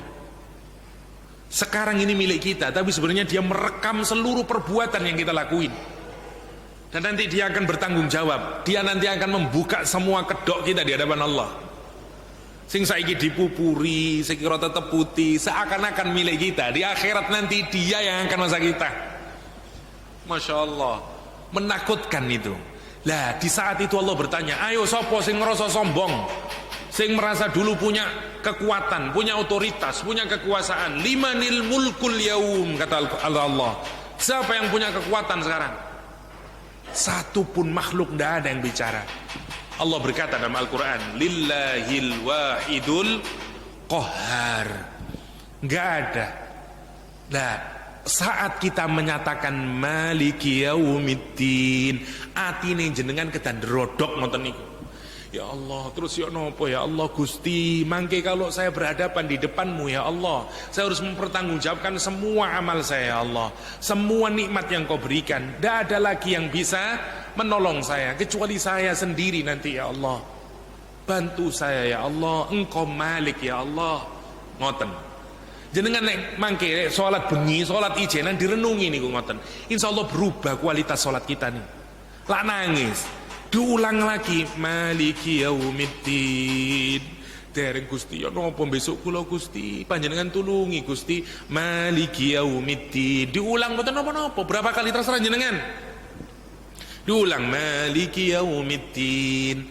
Jadi bismillah niku ngudek-ngudek hati. 1, 2, 3 membikin kita senang, 4 membikin kita sedih. Nopo kok kedah kali niku? Karena kalau jenengan terlalu seneng tok bahaya, ngentengaken agama. Terlalu sedih tok yo bahaya, ngentengaken agama. Jenengan nek terlalu wedi, akhirnya bawis ndak mlebu surga, ndak urusan. Mumet aku mikir agama ini, kabeh kok sumpek ngene. Ngoten wong niku.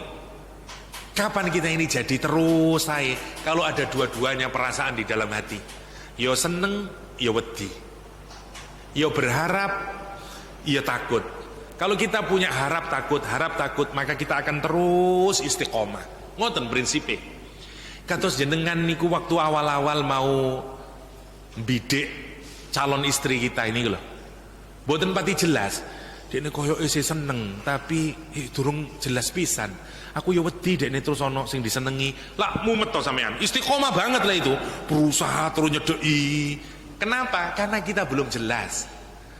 Lek jenengan terlalu jelas bahaya, iso selingkuh wong. Alah bojoku, muasu aku opo tetep cintanya aku. Bahaya ngoten itu.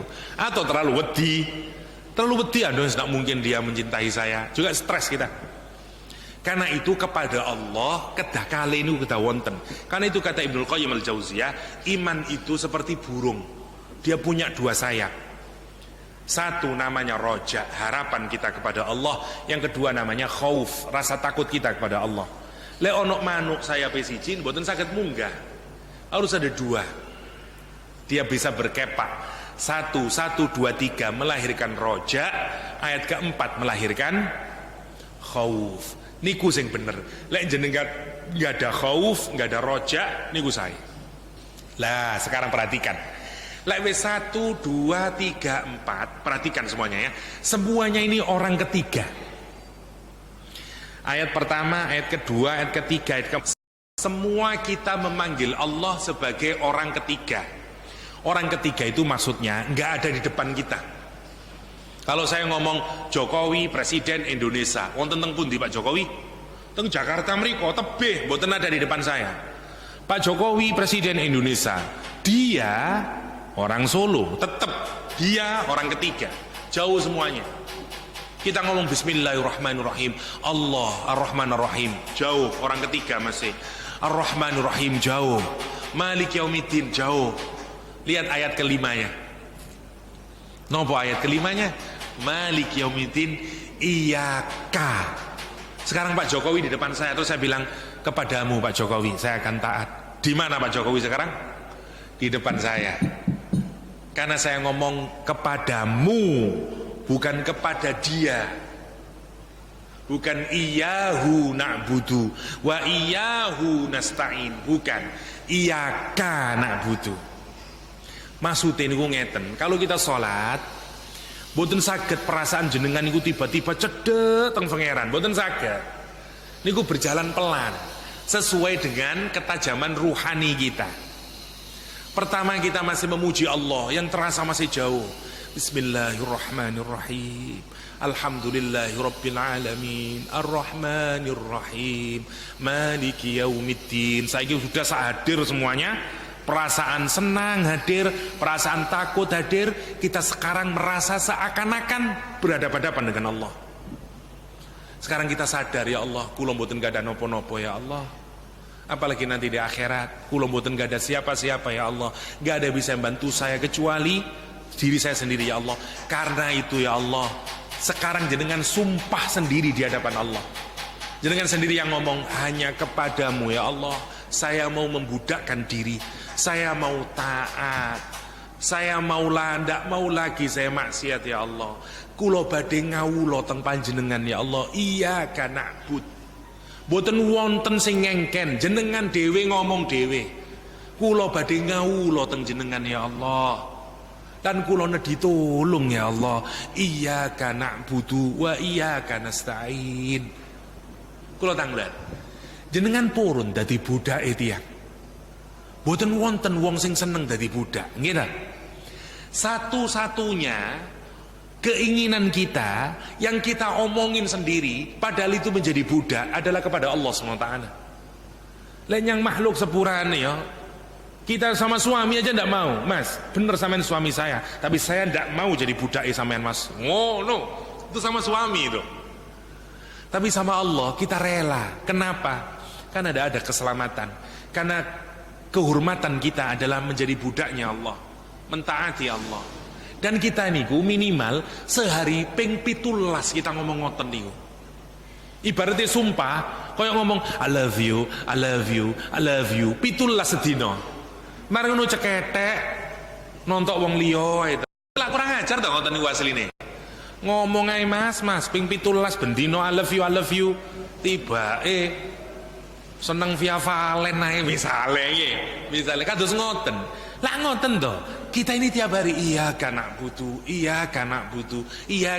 tapi kita nyembahnya pada uang, nyembahnya pada permainan, nyembahnya pada dunia.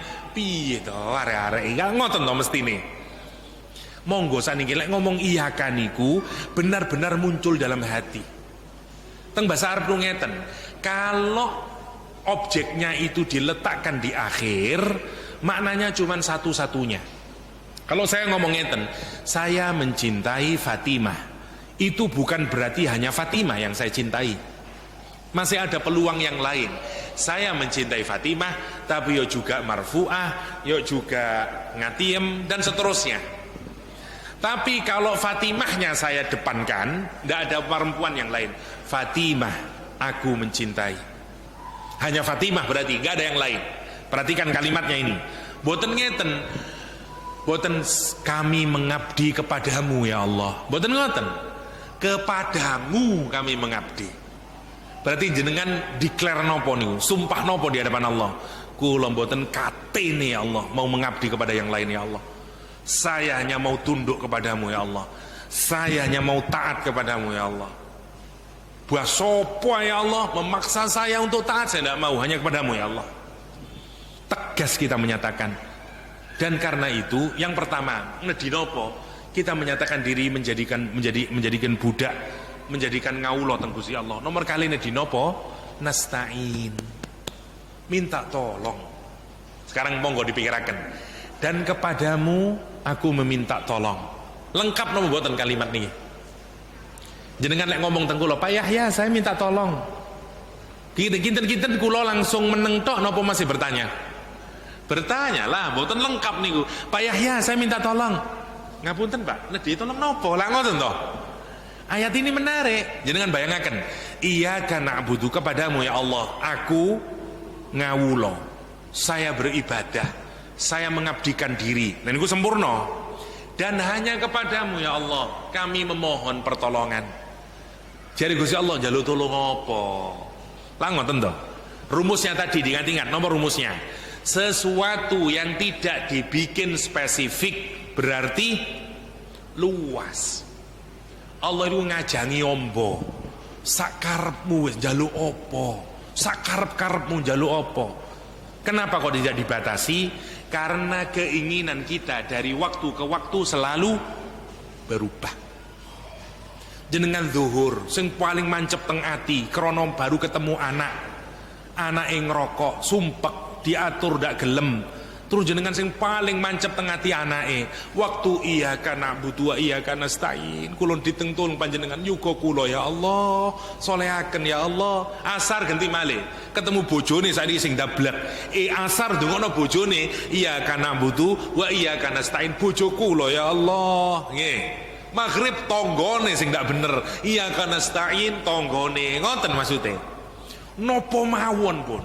Jadi setiap waktu jadikan kita ini dialog sama Allah. Namanya nasta'in. Angsal Ustaz nasta'in eling nopo mawon. Angsal eling nopo mawon jenengan. Pokoknya mboten medal teng lesan. Ojo saking kepingin bojone soleh ngimami wa iyyaka nasta'in bojo kula ya Allah mboten sah ngoten. Mboten angsal dimedalaken. Tapi teng ati niku krentek mboten napa-napa ya Allah. Yuga kula ujian ya Allah muga-muga dikangsaraken, muga-muga dados anak ingkang saleh salihah. Mboten napa-napa. Allah itu tahu keinginan kita berbeda-beda. Karena itu dibikin terbuka oleh Allah. Jenengan nek dibikin khusus lah protes. Ya Allah kok njaluk niku tok kula sik nedisang lain ya Allah lah ngoten ta. Karena itu dibikin terbuka. Iyyaka na'budu wa iyyaka nasta'in. Silahkan nedi nopo mawon. Diulang lagi angsal Ustaz, angsal. Iyyaka na'bud dengan kali nangis. Jangan lek wis sadar nangis maus iyyaka na'budu. Merasa malu sama Allah. Kula dereng ya Allah. Lesan saya bertubi-tubi ngomong hanya kepadamu. Saya membudakkan diri ya Allah. Batin saya masih membudakkan diri sama nafsu ya Allah. Batin saya masih membudakkan diri sama dunia ini ya Allah. Ya Allah, iyyaka na'bud nangis dengan izin teng pangeran. Ngomong bendinten iyyaka na'bud tapi mboten cecek kali kelakuane. Lek mboten percaya jenengan salat sendirian. Nggih, mboten salat jamaah nggih, salat sendirian, salat sunnah. Pelan-pelan mause kali dinerungi maknanya. Iyyaka na'bud, lak nangis jenengan. Percaya teng kula. Nangis kita ini malu sama Allah. Dan nanti percaya kalau sudah nangis dredos, mari assalamualaikum salam. Ati niku tenang, tentrem rasane, plong, berubah nanti pribadi kita. Engko lah bojone senengan kaget. Bojoku kok malah sabar ini saiki. Lah ngoten kok. Karena perubahan dari Al-Qur'anul Karim. Terus ngoten niku iyyaka na'bud, iyyaka nasta'in. Lihat rumusnya. Kapan kita ini minta tolong? Setelah kita ibadah. Ces plenge ndonga niku sak mantune ngamal soleh. Sak mantune ibadah. Jenengan nek kepingin sukses ndonga niku awali kali ibadah. Napa mawon? Mangkane lek wong-wong rumiyin niku ngoten, pingin hasil ana sing poso dhisik, tirakatan dhisik, sedekah rumiyin. Mboten napa-napa. Pingin Ustaz saya kepingin apa? Pingin anak-anak soleh kali nyumbang masjid muga-muga ya Allah, yuga-yuga kula soleh salihah, saged birrul walidain teng tiyang sepahe. Ngoten. Teng wong mbah-mbah kula lan panjenengan sedaya didamelaken tradisi namine slametan. Lah ngoten to. Slametan niku sedekah asline teng tangga karena panjenengan enggak ada hajat. Kepingin hajate niku cepet dikabul dengan cara nopo?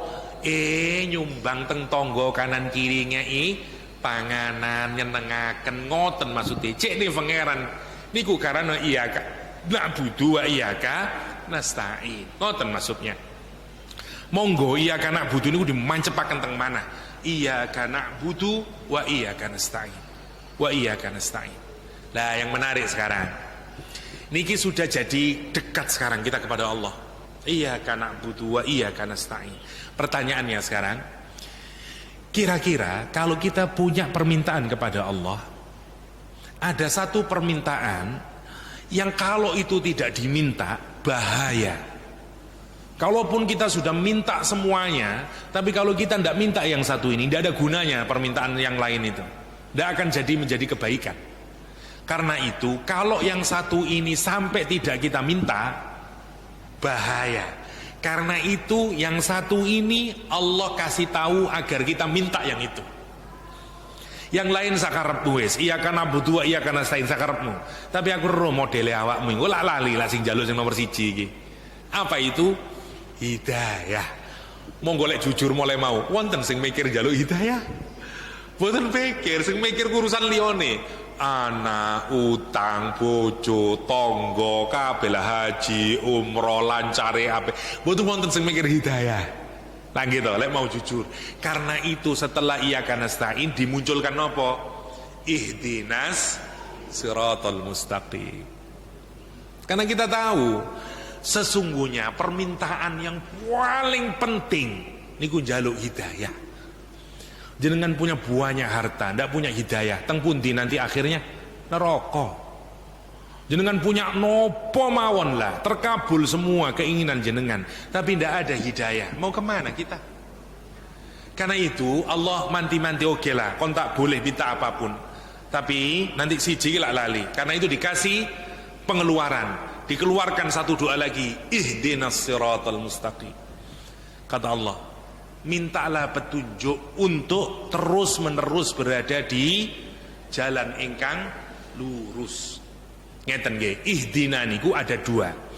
Wonten ihdina saja, wonten ihdina ila. Di dalam Al-Qur'an nanti wonten ihdina ila. Misalnya kalau saya ngomong gini, ihdina ilas siratil mustaqim. Tunjukkanlah ke jalan yang lurus. Sama ihdinas siratal mustaqim, betul wonten ilanya. Bedanya di mana? Kalau ada ilanya itu hanya memberitahu. Saya tanglet, Pak, kula tanglet Pak, teng pundi nggih dalannya menuju Gresik? Tolong tunjukkan Pak, jalan saya menuju Gresik. Sampean lurus, nanti ke kiri dulu, muter balik, nanti habis itu ke kanan, lah nanti sampean ketemu ya tol, lah terus lah gitulah. Tapi mboten nganteraken, cuman ngasih petunjuk, namanya ihdina ila. Kula tanglet, jenengan ngertos ndak sajane barang apik barang elek? Ngertos, melebihan pun ngertos. Lek ngrasani ku dosa, sinten sing mboten ngertos teng mriki? Kabeh pun ngertos. Nggih, tapi wonten sing mboten ngrasani. Apa tuh Ustaz, kadang-kadang yang sik ngrasani mawon. Nah gitu. Wabe lah. Kita ini tahu sebenarnya baik buruk tahu. Kita ini minta kepada Allah bukan sekedar tahu, bukan sekedar ilmu. Karena itu mboten ngeten kalimatnya ihdina ila. Tapi kalimatnya ihdinas siratal. Lah ihdinas sirat ngeten kula tanglet. Pak, tolong tunjukkan ke Gresik, mboten wonten ke Gresik. Oh nggih, wonten ngajenge wonge. Wi kula ngiki tae sampai tutuk Gresik. Lah ini Pak Gresik. Niku namine ihdinas siratal. Tanpa ilah, tanpa ilah. Kita ini mohon sama Allah, ya Allah, jangan hanya sekedar saya diberi pengetahuan, ya Allah. Antarkan saya Allah, temani saya Allah, istiqomahkan saya Allah. Kula ngertos lek jamaah teng masjid niku saya Allah. Pun biyen kula ngerti lek ngoten niku. Tapi tolong saya ya Allah, temanin saya ya Allah, kuatkan saya Allah untuk bisa sholat jamaah di masjid, istiqomah teng masjid. Kula ngerti mulai biyen lek majelis taklim niku adalah jalan mengantarkan saya ke surgamu ya Allah. Tapi kadang males, tapi kadang ngeten, temani saya Allah, kuatkan saya Allah. Namanya ihdinas siratal mustaqim. Ngoten. Karena mustaqim itu salah satu maknanya adalah istiqomah. Jalan lurus yang kita ini maunya istiqomah terus sampai kapan? Sampai kita meninggal husnul khotimah. Karena itu di ihdinas siratal mustaqim kita minta itu ngoten. Minta terus wonten jalan sing lurus sampai kapan? Sampai kita meninggal. Makanya itu harus mancep teng ati, mantun kita ngomong sama Allah, hanya kepadamu ya Allah saya mengabdi, dan kepadamu ya Allah minta tolong, terutama ya Allah ihdinas siratal mustaqim niku sing kula tedhi ya Allah, jalan yang lurus. Karena tubuh ini semakin tua, makin kesakit-sakitan, makin malas untuk ibadah. Karena tantangan di dunia ini makin berat, godaan makin kaya, dan seringkali saya tidak bisa berbuat lurus. Ya Allah, ihdinas siratal mustaqim. Dan sirat itu jalan yang besar sebenarnya. Boulevard niku sirat, avenue itu sirat. Ya, sirat itu kira-kira kados jalan tol lah, yang kuatah modele mobil masuk semuanya. Niku namanya sirat. Dan lurus. Maka siapapun yang masuk dalam sirat, insya Allah selamat. Seperti jalan tol, boten sakit medale kecuali ya pintu keluarnya. Dan kita minta diistiqomahkan teng mriku niku. Yang menarik, jenengan pikiraken nggih. Selamat tiyang niku menarike boten lek wis medal tekan ujunge jalan keluar. Sing penting di dalan. Allah itu selalu minta yang malis, boten minta sing maksimal. Lek ayat ngeten, wong sing slamet iku lek wis metu tekan jalan tol, mumet kita ini. Karena kita ini beda-beda. Wonten sing mercy wis tutuk jalan pucuke jalan tol. Nggih, wonten sing wis cepet wis, wonten sing sepeda pancal sing geladu-geladu sing oleh 100 meter. Napa terus Al-Qur'an? Sing penting wonten sirat selamat. Kita ini yang penting wonten sirat niku sing paling menarik. Ndak penting sampai akhir niku. Nggih alhamdulillah lek jenengan sampai akhir top. Kelompoke namine as-sabiqun. Wong-wong sing soleh niku. Karena itu kita beda-beda tiap orang niku. Lah nggih to. Wonten wong sing mulai cilik mboten belajar agama. Wong sepahe mboten ngajari agama. Terus uripe mboten kenal agama meskipun Islam, ngaji gak iso, terus sampai kerja sampai wis ndak kenal sama agama, salat mboten salat, mantun ngonten pensiun mulai sadar opo sing tak goleki urip iki ya, mulai berubah pelan-pelan. Nggih mboten saged disamiaken kali tiyang sing mulai alit nggih ta, wis ngapal Quran mulai cilik, bapake ngerti soale kengen ngapal Quran, umur 12 wis hafal Quran sing iki. Sing iki sing kait belajar bata. Sing iki wis delewer Quran. 12 tahun wis delewer. Maka ya terus yo napa pundi sing selamat niku? Mboten kok sing ibarat motor ngoten. Beda-beda jenengan nganti teng tol lah. Wonten sing Lamborghini, wonten sing Fortuner, wonten sing Avanza, wonten sing R3, wonten sing macam-macam, wonten sing Agya. Mboten napa-napa sepanjang wonten Siratal Mustaqim selamat. Niku sing paling penting niku urip niku. Jenengan pun ngilok-ngilokaken dan jangan jadikan ukuran jenengan jadi ukuran orang lain. Mumet jenengan. Terus ngombe wong sik kait tobat. Sik kait iso salat 5 waktu, sampeyan ndak iso ya. Lek kepengin mlebu surga iku kudu salat bengi ya. Lek karo salat 5 waktu tok ngono, ya ada ya sik abot tak surga ya. Mboten ngoten. Nggih, state beda. Beda. Mboten napa-napa. Misale wong sik kait tobat, sik iso salat zuhur tok. Mboten napa-napa. Alhamdulillah, Cak. Hebat, Cak. Seneng aku dilatih terus ngoten, di-encourage tiyang. Wonten wong sik-sik kain wis diilakaken, mboten ngoten nggih. Panggil orang itu dengan sesuai dengan kemampuannya. Meskipun kita ini terus kepingin, Allah juga menyatakan gitu. Kita ini diminta untuk beribadah semampu kita. Ya, oleh Al-Qur'anul Karim. Tapi lek maksiat, lek meninggalkan, lek taat, kita ini disuruh semampu kita kalau taat. Tapi lek maksiat harus maksimal. Boten lek maksiat tinggalkanlah maksiat semampumu. Boten lek maksiat harus tinggalkan semuanya. Nggih. Tapi lek ibadah semampunya. Karena beda, jenengan boten saged. Nggih. Ana wong sing wis gegere rada sumpek wae. Soal duha itu Mas, kalau yang terbaik itu 8 rakaat. Sampeyan rakaat tok, ya repot dadi mlebu surga. Boten ngoten nggih. Tidak begitu caranya. Ihdinas siratal mustaqim. Sing penting wonten sirat. Nggih, yang penting kita itu makin hari makin baik, makin hari makin baik. Berakhir husnul khotimah. Buanter awal, swet, melaku 140, sret, mari ngono tengah dalan keok. Kata sing ngoten niku, mulai cilik pesantren, wes buanter melaku niku, swet. Mari ngono kerja mulai ketok sekretaris menis-menis yalah lali kabeh wis lali dadi sepeda pancal niku sing niki sepeda motor nih mlakune 40 suwe-suwe nututi napa mboten suwe-suwe tapi dene istiqomah niki mulai tobat niki 40 kowe ini pertama gua ya ini aku dhisik cak yo oh nggih wong kene ngeng maten ngoten dene kalah dene kena fitnah nggih macet bane meledos fitnah ini niku nggih ke fitnah Yu Siti dodolan rujak jengur lali rene we keselap moso sing 40 niki lho sampean kok teng mriki iya aku sik iki lho banku meledos oh aku dhisik yo ngono kalah makane wong sing hebat menapa sing istiqomah niku paling top mboten masalah nggih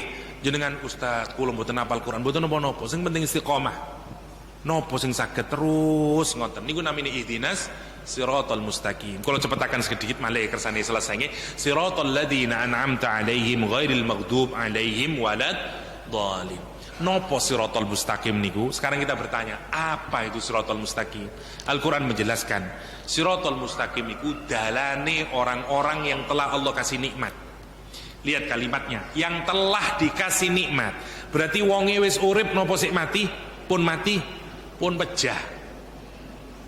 Jadi kalau mau tahu jalannya orang yang lurus niku jangan cari orang yang hidup, cari orang yang sudah meninggal dunia.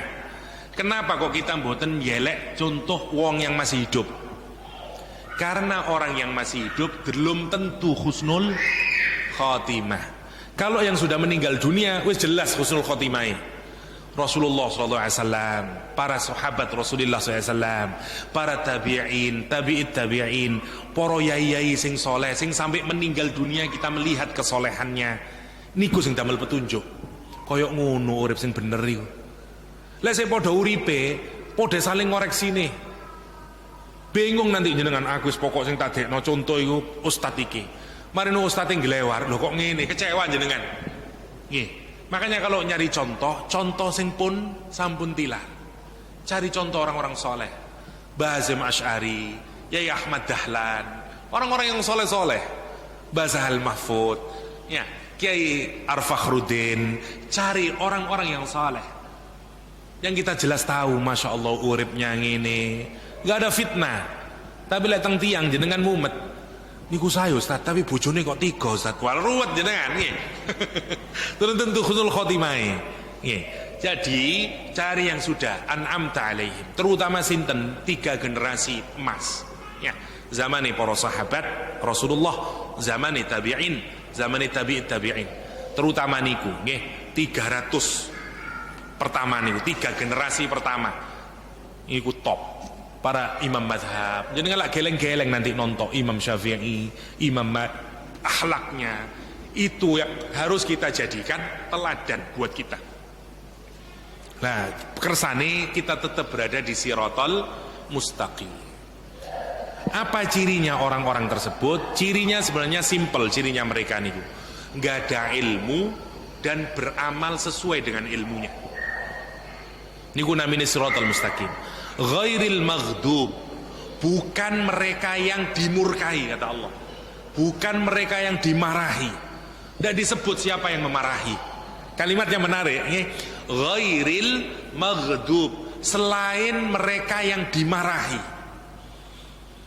Siapa yang dimarahi tidak disebut. Rumusnya tadi, kalau tidak dikhususkan berarti luas. Berarti sinten kira-kira sing marahi?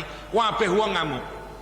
Gusti Allah marah sama dia, malaikat marah sama dia, orang-orang soleh marah dia. Kalau saya cerita, bu, wonten alare, bu, kurang ajar banget.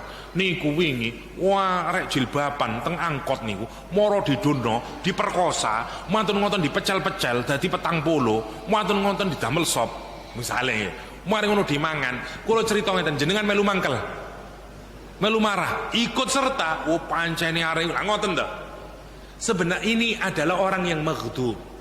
Allah nggak suka sama dia, Nabi nggak suka sama dia, malaikat nggak suka sama dia, orang-orang yang soleh nggak suka sama dia. Siapa mereka ini? Allah nggak kasih tahu. Allah cuma dikasih tahu sifatnya maghdub.